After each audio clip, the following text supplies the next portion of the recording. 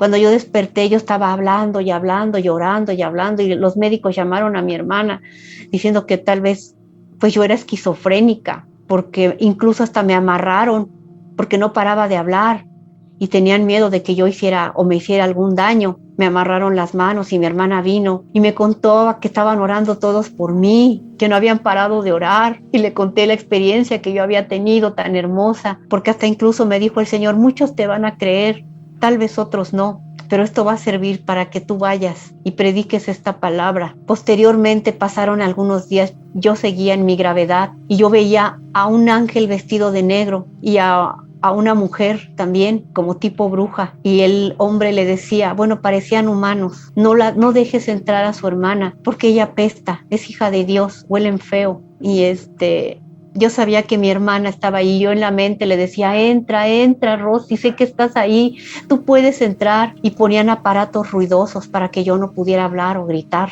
y yo trataba en el espíritu, trataba de arrancar esos aparatos para que mi hermanita pudiera entrar, y ya después ella me confesó que sí estaba ella atrás de esa puerta orando por mí y que no la dejaban efectivamente entrar, incluso fue por un permiso especial y se lo rompieron en su cara, le dijeron que ella lo había fabricado. Yo veía un ángel, pasaban los días, yo seguía en terapia intensiva y yo veía ángeles cómo peleaban por mí, ángeles blancos, ángeles negros. Tienes que ir a ayudarla porque nosotros fuimos creados para ayudar, para salvar. Tú te fuiste a otro lado, le decía el ángel blanco al ángel negro, y se abofeteaban y habían espadas, se golpeaban uno al otro hasta que el ángel blanco ganaba la batalla, así como decía Job, ¿verdad? Lo que temía, eso me sobrevenía. Yo estaba en angustia, en una angustia terrible, pero no dejaba de clamar al Señor. Mi familia seguía en oración. Sabíamos que había pelea por mi vida. Después apareció una bruja. Esta sí era una enfermera real y me dijo, tú eres peligrosa para nosotros.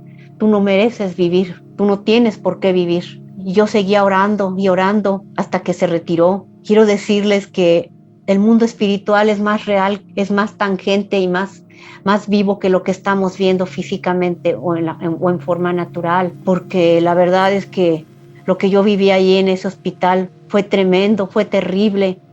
Todo el tiempo estuve yo en gravidad. En Navidad yo no pude salir, mucha gente salió y yo era la única que me quedaba y seguía viendo cosas horribles, terribles. Las enfermeras me maltrataban. A muchas les prediqué porque tuve en una ocasión una visión donde me dijo el Señor, ve tu vientre. Yo estaba ya con una colostomía, ve tu vientre, ve tu bata. En tu bata hay bolitas y hay hilitos. Eso es como un desierto. Va a venir un cataclismo para el mundo. Entonces yo tomé las hebritas y le decía al Señor, mira, Señor, esta parece serpiente, tírala. Esa no sirve ya, esa va a morir. Esa se va a perder. Y yo las bolitas que juntaba, eran ya muchas que tenía aquí en mi mano, y el Señor me decía, ese es mi remanente que se va a salvar cuando suceda esto en el mundo. Pero esto que va a pasar, Señor, es a nivel natural, a nivel de algún tsunami, terremoto o algún volcán. Y me dijo, no, esto va a ser a través de la humanidad. La humanidad pasará por un cataclismo. Ese va a ser el desierto que va a vivir hasta que se arrepientan. Esto va a ser un ensayo. Esto es un ensayo, me dijo, del arrebatamiento. Es una preparación para que toda la gente se vuelva a mí. Muchos no se volverán, pero muchos volverán a confiar, muchos regresarán al camino, porque cuando pase este desierto va a haber muerte espiritual. Muchos se alejarán, pero muchos se convertirán. Yo salí de esta situación gracias a Él, gracias a mi familia que oró, y les agradezco a todos los que oraron por mí de antemano. Cuando yo veía ese desierto, empezó a pasarme el Señor la Biblia, como cuando uno la ojea muy rápido, y pude ver a todos los personajes, cómo estaban vestidos, cómo sonreían. Toda la Biblia la vi, a todos los personajes, a los profetas, a los patriarcas, y todos son reales. La Biblia no es un cuento, no es una fábula, no son historias nada más al azar.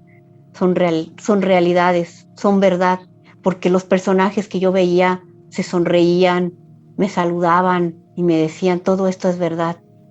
Y arriba de la Biblia decía, los cielos y la tierra pasarán, pero mi palabra jamás acabará. jamás acabará. Yo quiero decirles que después de esta experiencia tan grande que tuve, pues el Señor me ha llevado a cosas inescrutables, a cosas maravillosas, e invito a aquellos que conocen y aún a los que no conocen a que se arrimen aún más a su palabra, porque yo que estuve en el camino de la oscuridad y de las tinieblas y que ahora viví todo esto, quiero decirles que muchos cristianos todavía están dormidos, todavía no han tomado la palabra como debieran, todavía no ha habido un despertar genuino en cada uno de ellos, porque yo era una cristiana promedio, una cristiana tal vez simpatizante de la palabra hasta cierto punto, pero desde que viví esto, desde que pude ver al Señor Jesús, desde que pude ver al Espíritu Santo